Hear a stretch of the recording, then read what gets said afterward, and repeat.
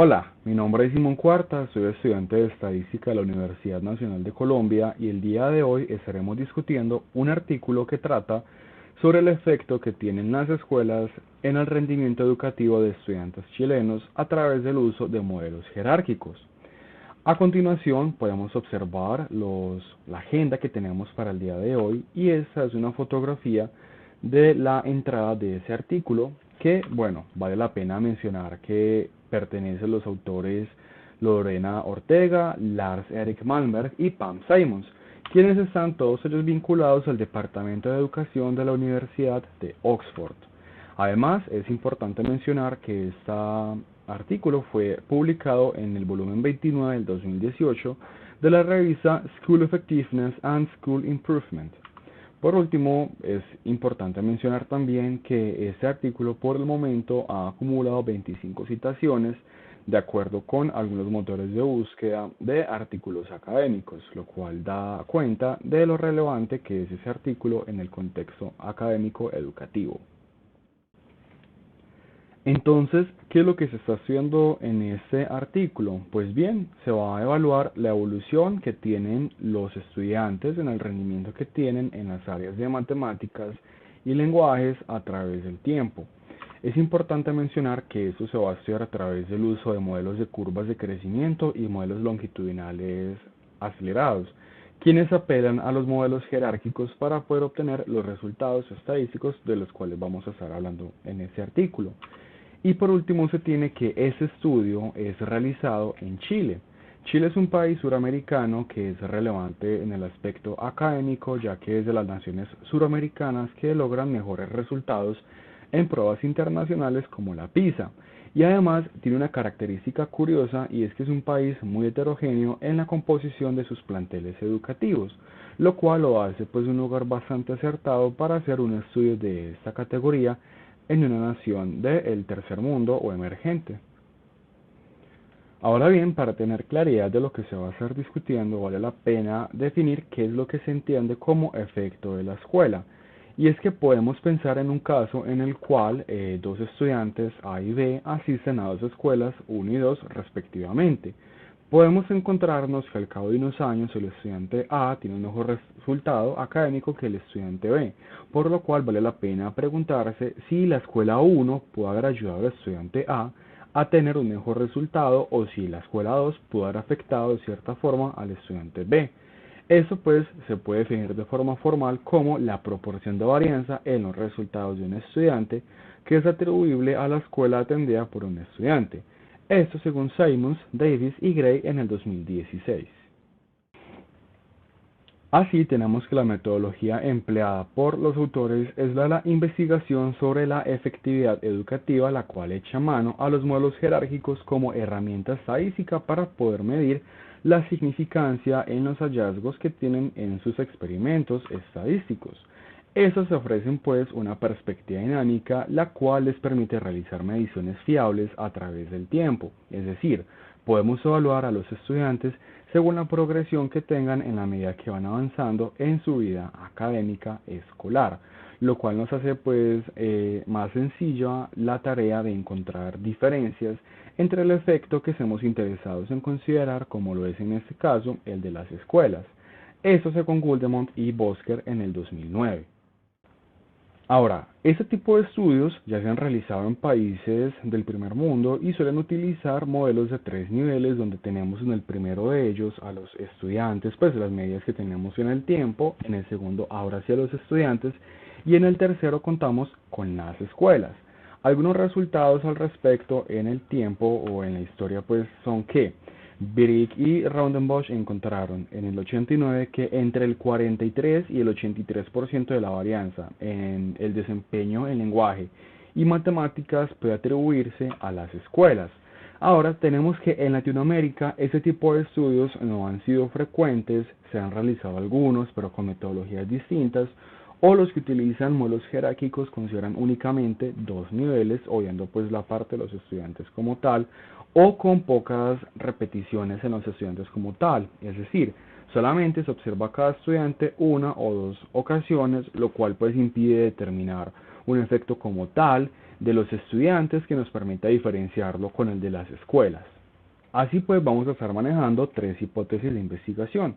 La primera de ellas tiene que ver con cuán grandes van a ser los efectos que hay en el tiempo en las escuelas sobre los estudiantes que estudian en ellas. En segundo lugar, vamos a tener la consistencia de los efectos en distintas materias como lenguajes y matemáticas.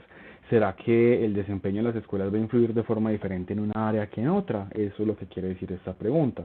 Y la tercera de ellas es si hay alguna relación con la composición socioeconómica de las escuelas, ya que sabemos que en una escuela en particular, si bien pueden haber estudiantes muy heterogéneos entre sí, lo común es que, digamos, todos tengan ciertas características comunes porque en un cierto barrio, con una situación económica particular. Pero ya en el conjunto de escuelas como tal es donde encontramos la heterogeneidad. Entonces, a la hora de formular los factores que se van a considerar para esa investigación, y muy a propósito de la última pregunta que tenemos, encontramos en un lugar predominante el estatus socioeconómico.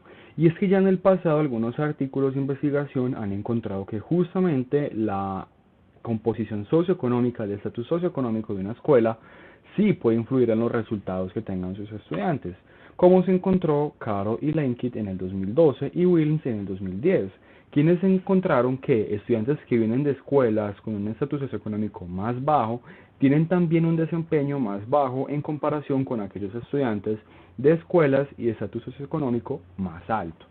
Ahora bien, ¿qué otros factores tenemos que discutir? En un lugar está el nivel de desempeño histórico de la escuela, es decir, cómo ha sido el rendimiento académico que ha tenido la escuela, puede ser a través de exámenes estandarizados que hay dentro de un país o una región en particular. También está la homogeneidad cognitiva. ¿Será que todos los estudiantes, digamos, tienen capacidades bastante similares o nos encontramos con casos excepcionales y otros pues que es el caso contrario? Digamos, una composición más heterogénea. Eso es un factor pues que vale la pena evaluar. Otros factores que, digamos, valen la pena considerar en países del tercer mundo sobre todo, son por ejemplo los recursos que cuentan las escuelas, sobre todo aquellas que son públicas, la educación y entrenamiento que tienen los docentes, que también están formados y cuentan pues como con los recursos formativos adecuados para poder brindarle una educación acertada a sus estudiantes, los libros de texto u otros materiales didácticos a los que tienen acceso los estudiantes para poder reforzar lo que están viendo en clase.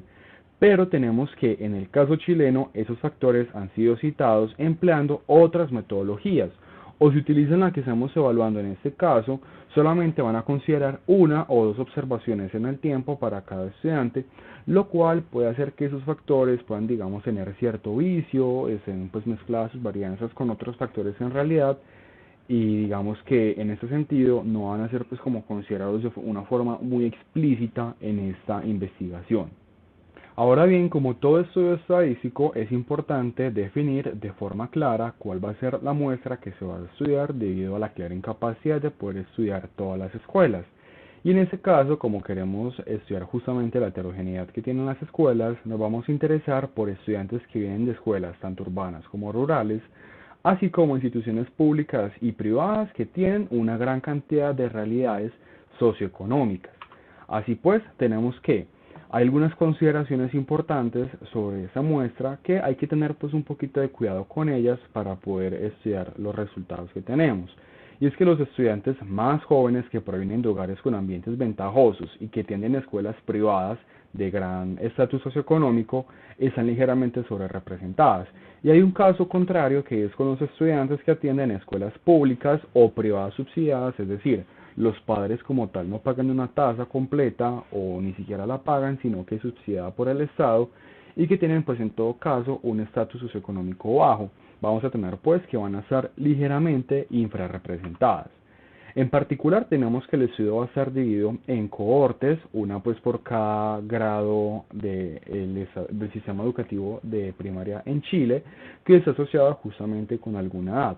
Tenemos el tercer grado, el cuarto, el quinto y sexto grado para estudiantes de 8 a 11 años, uno por grado, y tenemos que vamos a contar con 3 o hasta 4 observaciones temporales, cada una de ellas equiespaciadas en el tiempo, entre el 2010 y el 2012. Algunas consideraciones importantes es que en el estudio se realizaron algunas imputaciones en las muestras para poder balancear los resultados en matemáticas y el lenguaje, ya que como veremos más adelante, ese estudio considera modelos distintos para cada tipo de materia. En total se tienen pues 19.704 estudiantes y ellos pertenecen a 156 escuelas diferentes. En cuanto a las cohortes, pues por características demográficas claramente no se puede garantizar un balance en este caso y tenemos que en la cohorte número 3 vamos a tener un poco más de 4.250 estudiantes y en la cohorte número 1 un poco menos de 5.800 estudiantes. Para entender mejor este tema de las cohortes tenemos este gráfico de acá donde podemos ver cómo van avanzando cada una de las cohortes.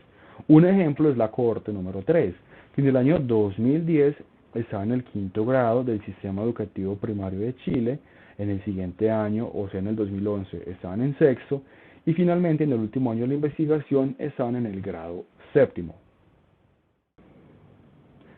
Teniendo claro cómo es que se eligió la muestra, ahora vamos a comenzar a discutir los modelos. Primero vamos a considerar entonces un modelo donde no vamos a considerar a las escuelas como tal, sino únicamente al tiempo y el estudiante. Más adelante vamos a discutir por qué ignoramos entonces por el momento el efecto de las escuelas. Así tenemos que esos modelos van a agregar el intercepto y la tasa de crecimiento a través del tiempo de forma aleatoria, asociado a la cohorte y al estudiante de forma individual.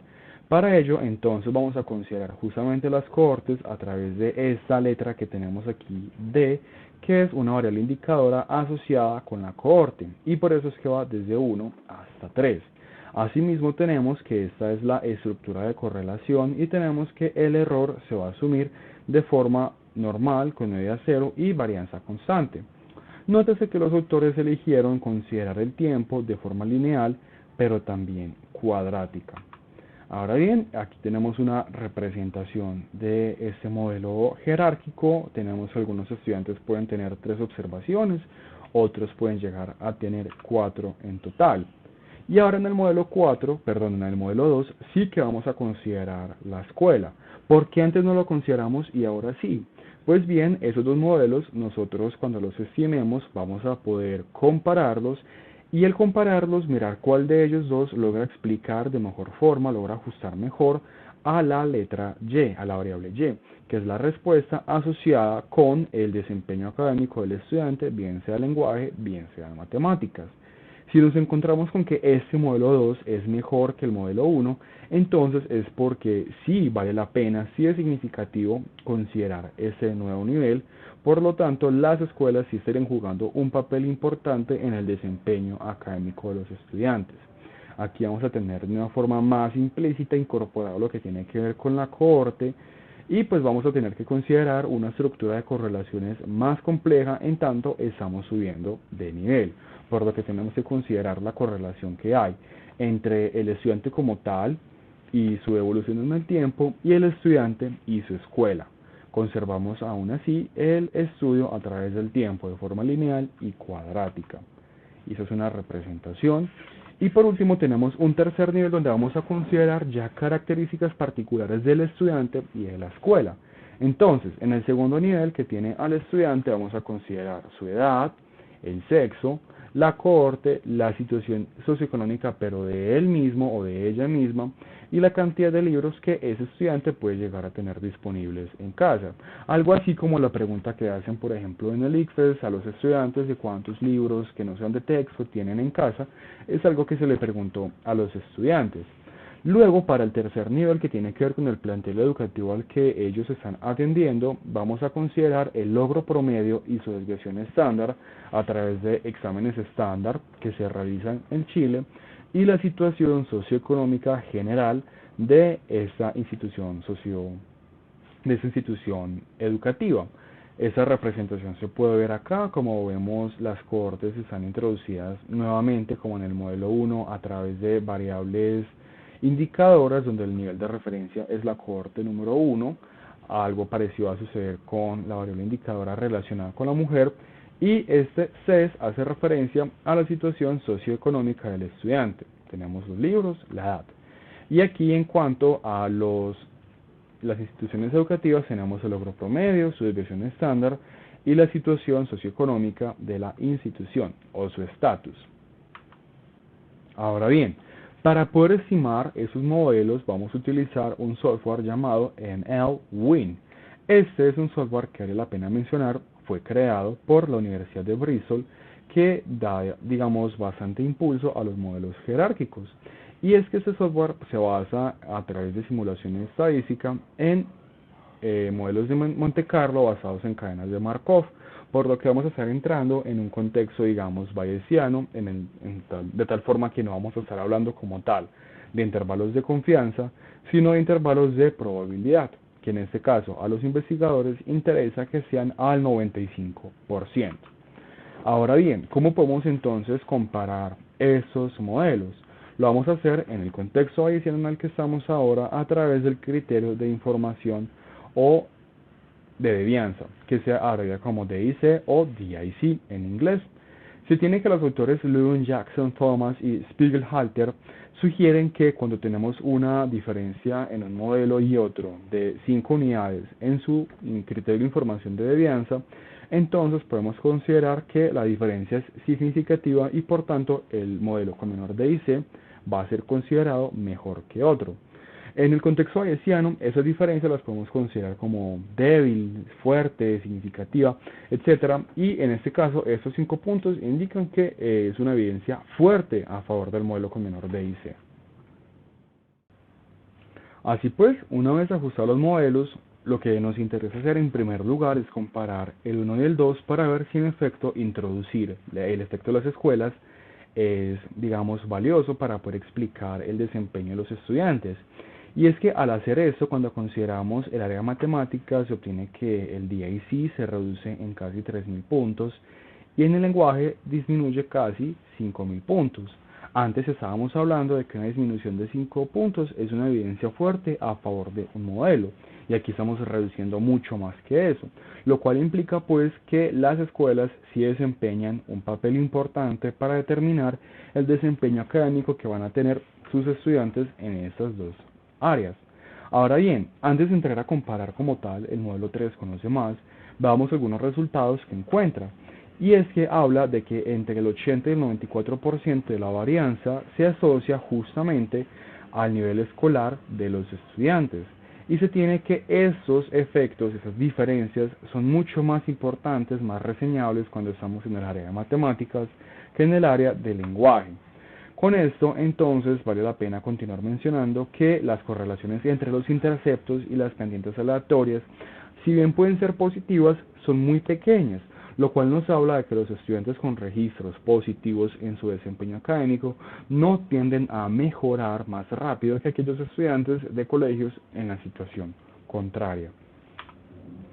Ahora bien, ¿qué pasa con el tercer modelo? Aquí incluimos algunas covariables acerca del estudiante como tal, como sexo, corte, y de la escuela, de la institución, como su desempeño histórico y la situación socioeconómica general de las familias que mandan sus hijos a estudiar en ella. Y nos encontramos con que las covariables asociadas al tercer nivel, es decir, la escuela, no son significativas. Eso quiere decir que los estudiantes que pertenecen a escuelas con alto estatus socioeconómico y con resultados homogéneos entre sus estudiantes no progresan de forma rápida o más rápida en particular que estudiantes con bajos estatus socioeconómicos y resultados de desempeño heterogéneo.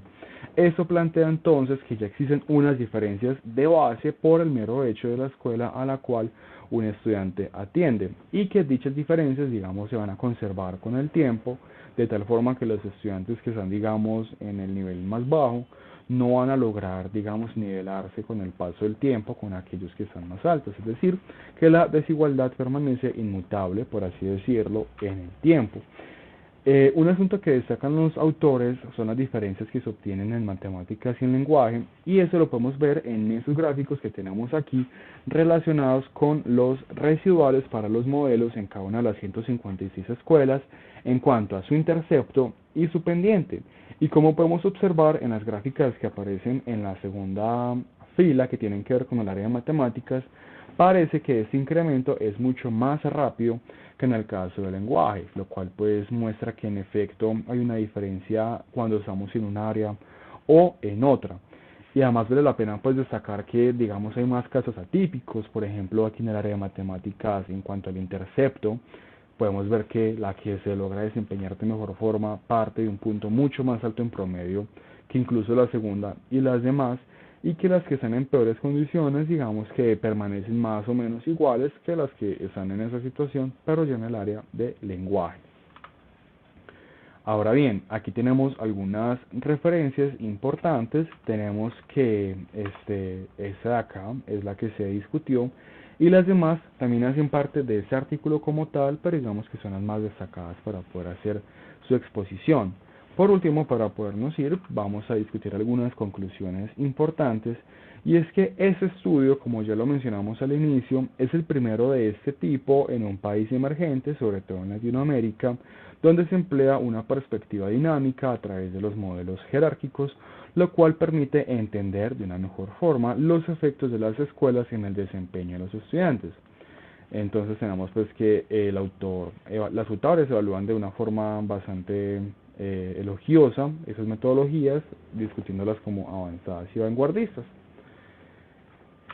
Bueno, muchas gracias por el tiempo prestado para poder exponer este artículo. Si tienen cualquier inquietud relacionada con él, digamos que lo ideal es que se contacten con los autores, pero con mucho gusto yo también podré solucionar algunas inquietudes del mismo aquí en los comentarios de este video en YouTube.